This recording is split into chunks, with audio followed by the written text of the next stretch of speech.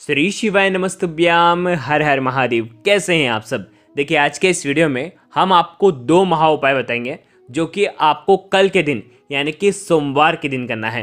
देखो, पूज्य गुरुदेव कहते हैं कि अगर आपके जीवन में कर्ज को लेकर बहुत ज़्यादा परेशानियां हैं, समय, परिस्थिति, विपदा के कारण आप कर्ज ले लेते हैं और कई कई बार ऐसी समस्या होती है कि घर में कोई ऐसा व्यक्ति होता है जो बार बार कर्ज ले लेता है और उसके कर्ज लेने के कारण सभी घर वालों को दिक्कत होने लग जाती है, परेशानियां होने लग जाती हैं। कई कई बार बच्चे भी कर्ज ले लेते हैं तो जिससे पूरे परिवार को उसका कर्ज जो है वो चुकाना पड़ता है। देखिए, कई बार ऐसा होता है कि घर में एक ऐसा व्यक्ति होता है जो बार बार कर्ज ले लेता है और कर्ज में ही डूबा रहता है। तो इसीलिए आपको ये उपाय करना है। घर में कोई सुख शांति से नहीं है, क्योंकि कर्ज जो होता है वो व्यक्ति के घर से सुख शांति छीन ही लेता है। जीवन में सुख शांति आती ही नहीं है। अगर आपके घर में भी हर दिन ऐसा रहता है कि कभी भी किसी भी बात पर कर्ज लेने की आवश्यकता पड़ जाती है, कर्ज से पूरा परिवार परेशान रहता है, तो ये उपाय आपके लिए है, आपकी परेशानियों को दूर करने के लिए। देखिए, कई उपाय आपने कर लिए कर्ज मुक्ति के, तो आपको आज का ये उपाय करना चाहिए।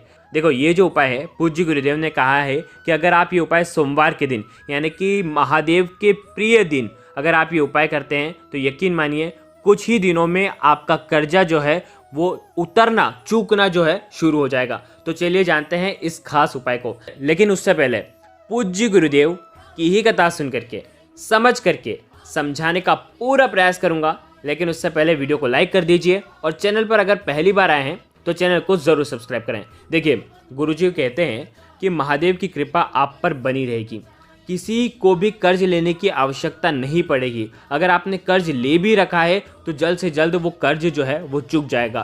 कर्ज ले लेते हैं और जीवन भर तक चुकाते रहते हैं। तो अगर आपके साथ भी, आपके घर वालों के साथ भी ऐसी परिस्थिति है तो आपको ये उपाय करना चाहिए। आपके जीवन का कर्ज जो है वो उतर जाएगा। देखो, गुरुजी कहते हैं कि अगर आपने लाखों का कर्जा ले रखा हो या करोड़ों का कर्जा भी लेकर के रखा हो, यकीन मानिए ये उपाय करने से आपका सारा कर्ज जो है वो दूर हो जाएगा। एक बार ये उपाय करिए, महादेव से निवेदन करिए, प्रार्थना करिए, उसके बाद आप स्वयं देखेंगे इसका चमत्कार। देखिए, अगर आप लोग पूज्य गुरुदेव की शिव महापुराण की कथा सुनते हैं तो आप सभी जानते हैं कि वृक्षों में सबसे ज़्यादा सर्वश्रेष्ठ जो वृक्ष होता है, जो कि कर्ज मुक्ति का है, सबसे उत्तम जो वृक्ष बताया है वो है वट वृक्ष यानी कि बरगद का पेड़। देखो, बहुत सारे उपाय वट वृक्ष के हैं जो कि कर्ज मुक्ति के उपाय हैं, लेकिन ये उपाय बिल्कुल नया है।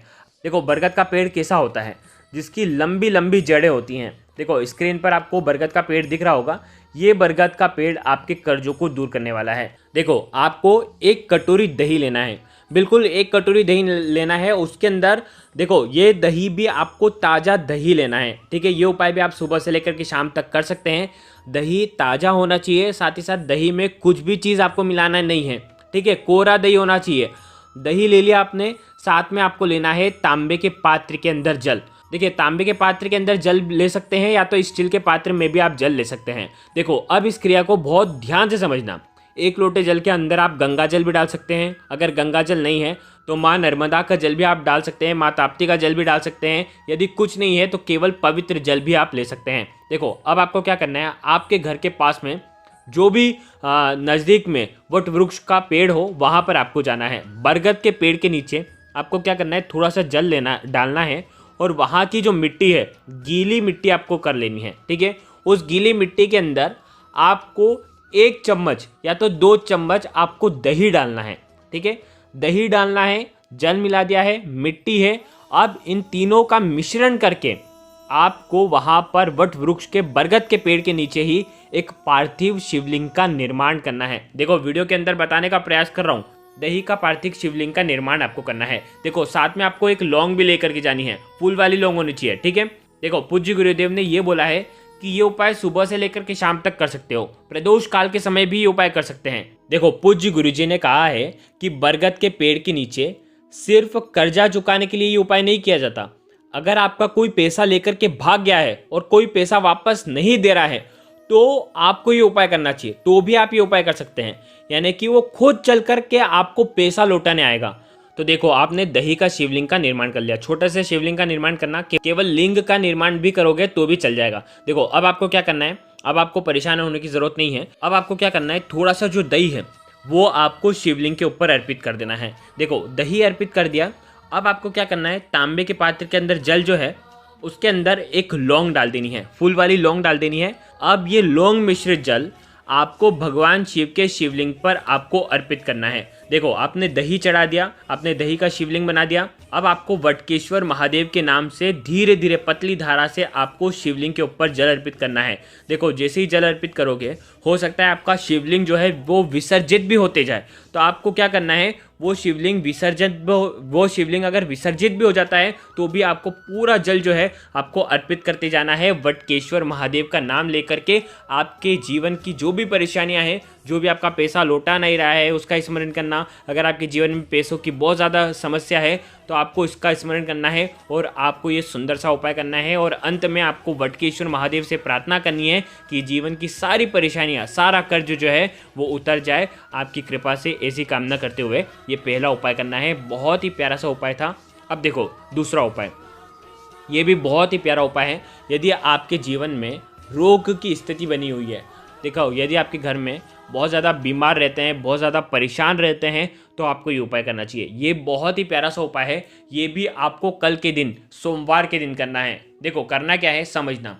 अगर आपके घर में बहुत ज़्यादा बीमारी है तो अगर वो बीमार व्यक्ति ये उपाय करता है तो सर्वोत्तम होता है। नहीं तो घर का कोई भी व्यक्ति ये उपाय कर सकता है, लेकिन इसकी क्रिया समझ लो कैसे करना है। एक तांबे के पात्र के अंदर जल लेना, ठीक है, और ये जल आपके मटके का होना चाहिए। आपके पितृ का जो स्थान होता है वो होता है आपके मटके के वहां पर, जल के वहां पर। तो पितृ देव भी प्रसन्न होते हैं, तृप्त होते हैं, ठीक है। तांबे के पात्र के अंदर जल ले लिया। अब इस जल को जो भी बीमार व्यक्ति है उसके हाथ से छुआना है। देखो अगर बीमार व्यक्ति खुद ये उपाय कर रहा है तो किसी को भी छुआने की जरूरत नहीं है, ठीक है। अगर घर का ऐसा बुजुर्ग है कोई जो बीमार रहते हैं, बार बार बीमार पड़ जाते हैं और वो ये उपाय नहीं कर पा रहे हैं, तो उनको केवल इसकी स्पर्श ना करवा देना, यानी आपने उनको स्पर्श करवा दिया। अब आपको क्या करना है, ये जो तांबे का पात्र है जिसके अंदर जल है, ये आपको सबसे पहले बेल पत्र की जड़ में आपको अर्पित कर देना है। आप जैसे घर के बाहर निकलेंगे, जो भी बेल पत्र का पेड़ आएगा, थोड़ा सा जल आपको अर्पित कर देना है, थोड़ा सा। और जब आप अर्पित करेंगे तब आपको कुंदकेश्वर महादेव का स्मरण करना है, ठीक है। पहला बेलपत्र की जड़ में आप अर्पित कर देना, पहले कुंदकेश्वर महादेव का स्मरण करना, फिर थोड़ा सा जल अर्पित कर देना, फिर थोड़ा सा जल। अब आप क्या करेंगे, पीपल के पेड़ के वहां पर जाएंगे और पीपल के पेड़ की जड़ में थोड़ा सा जल आपको वहां पर भी अर्पित कर देना है कुंदकेश्वर महादेव के नाम से। 2 जगह जल चढ़ा दिया। अब तीसरा जो जल है आपको कहां पर चढ़ाना है, शमी के पेड़ के वहां पर। शमी के पेड़ के वहां पर भी कुंदकेश्वर महादेव का स्मरण करना और थोड़ा सा जल अर्पित कर देना। शमी का वृक्ष नहीं है तो आंवले के वृक्ष में भी ये जल जो है आप अर्पित कर सकते हैं।